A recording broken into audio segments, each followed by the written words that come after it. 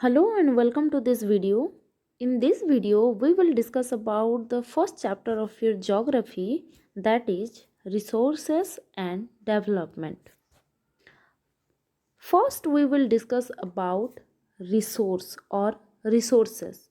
So the very first question is, what do you mean by a resource?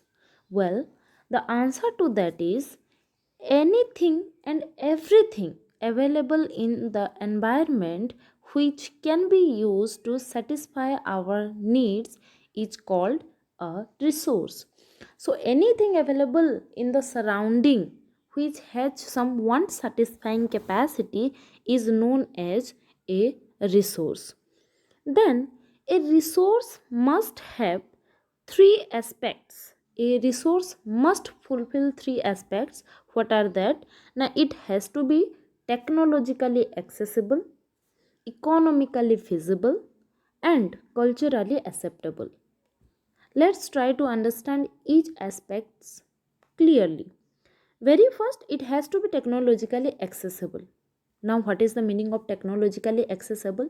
It means that we must have proper technology to use that resource to satisfy our needs. Let us take the example of solar energy. Solar energy is available openly to every one of us. But if we want to focus on one of its use, that is where we can use the solar energy as electrical energy. For that, we need solar cells.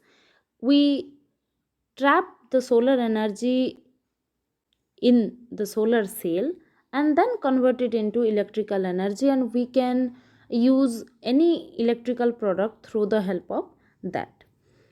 Here, the technology is the solar cell. So, we need solar cell to convert the solar energy into electrical energy. So, if the technology will be not there, then it will not be possible for anyone to convert solar energy into electrical energy. How? Okay.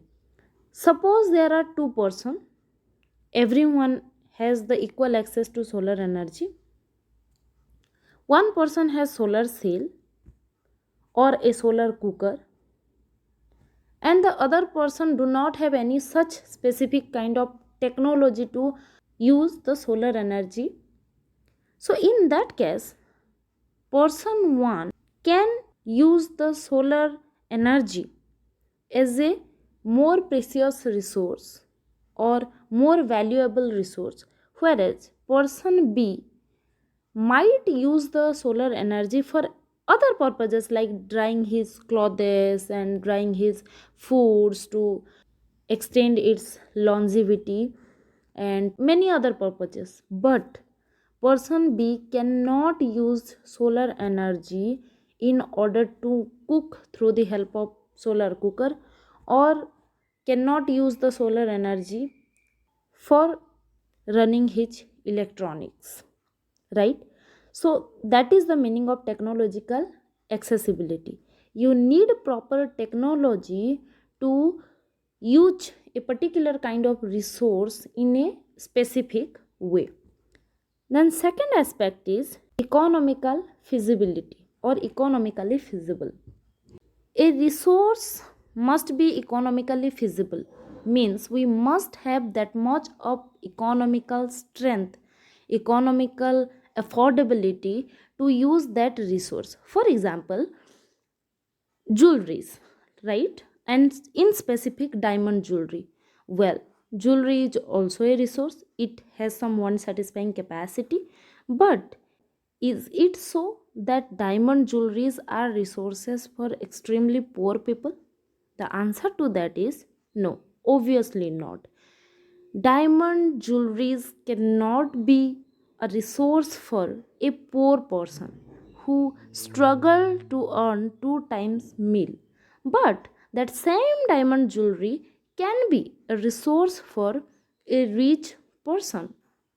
Then, aspect 3, that is culturally acceptable. A resource has to be culturally acceptable. Now, what is the meaning of cultural acceptability? See, again, let's take the example of jewelry. Anklet, you must have heard about it. Many of you must have known that what purpose it does serve. Anklet is a kind of jewelry that females are generally used to wear. But is it a resource for a male person? The answer to that might be no. Example 2, beard trimmer. That might be a resource for a person who want to trim his beard, but that same machinery might not be a resource for a female or a male who don't want to trim his beard, right? So that is the meaning of culturally acceptable or cultural acceptability.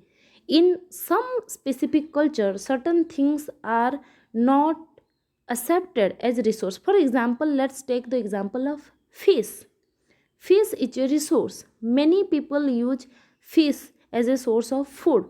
But in general, in India, many Orthodox Brahmin are against non-vegetarian food. Non-vegetarian food are not allowed in their group or in their family as a food. So, the same fish which is a resource for a non vegetarian person or a vegetarian person is not a resource for a vegetarian person or a orthodox brahmin whose culture not permit that person to take fish as food, right? So what are the three aspects of a resource? That it must be technologically accessible, it must be economically feasible, and it has to be culturally acceptable. Do you think that resources are free gifts of nature? Well, keep thinking this question. The process of resource making. Resources are a function of human activities. Well, resources do not available in the nature in a ready-made form. It is human who convert the existing resource into more valuable resources, right? For example, trees are available in the nature, but when it transformed into a furniture, its economical value rises as well as its purpose of serving human need also rises. So resources are called as function of humans activities. It involves an interactive relationship between nature, technology, and institution. The resource is a result of technological and institutional interaction of nature. Human beings interact with nature through technology and create institutions to accelerate their economic development. For example, water. Water is available in the nature, but through technology, human harvest electricity from the water. Then he creates institution to accelerate their economic development.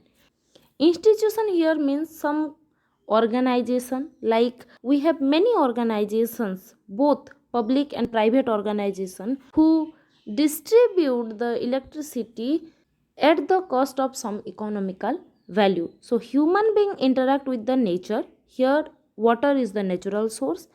Through technology, like for generating electricity we need some turbine technology and all, and create institutions to accelerate their economic development, like there are several public and private institutions who distribute the electricity to individuals at the cost of some economical value.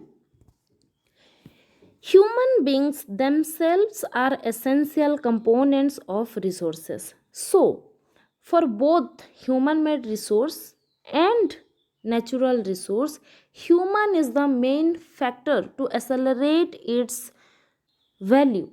Human is the main component to transform the existing resource into more valuable resource or into more valuable product or goods or services. They transform material available in our environment into resources and use them. So human transform the existing resource into more valuable resource, then use that resource to either satisfy its need or to further develop more valuable resource, and further and further and further it goes on and on. That's all about this video. Thank you.